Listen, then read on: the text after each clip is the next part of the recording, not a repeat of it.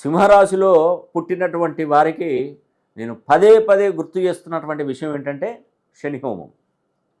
ఇక్కడ కనుక మిస్ అయితే మళ్ళీ మనకు 30 సంవత్సరాలు దానికి అనుగ్రహం ఉండదండి. చాలామంది అనుకుంటారు, ఇప్పుడు కాదు మేము తర్వాత చేయించుకుంటాము మా పండితులు ఉన్నారు అలా ఇలా అని అంటారు.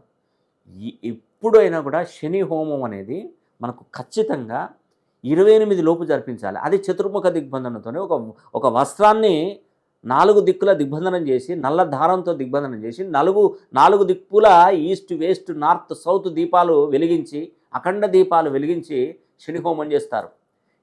ఇంతటి ప్రాముఖ్యత ఇంకెక్కడ జరిపించరేమో అని నేను అనుకుంటున్నాను. ఎందుకంటే మన దగ్గర అలాంటి పండితుల ద్వారా చేయిస్తున్నాను. శని హోమం జరిపించుకుంటే మీకు చాలా మంచి జరుగుతుందండి. అష్టమ శని 2.5 సంవత్సరాలు ఉంటుంది. ఇక్కడ మిస్ అయింది అనుకోండి, ఇంకా మనం 100 కోట్లు ఇస్తా, 1000 కోట్లు ఇస్తా, రికమెండేషన్ చేస్తా అంటే కుదరదండి. మీరు బ్రహ్మదేవుణ్ణి దిగొచ్చి మీకు రికమెండేషన్ చేసినా శని ఒప్పుకోడు. ఎందుకంటే 28వ తారీఖు వరకే వినతులు స్వీకరించాడు. 29వ తారీఖున నేను ఇస్తాను, నేను శని హోమం చేయించుకుంటానంటే అనవసరమైనటువంటి ఖర్చు, డబ్బులు దండగా అయిపోతాయి. చెప్తున్నానండి.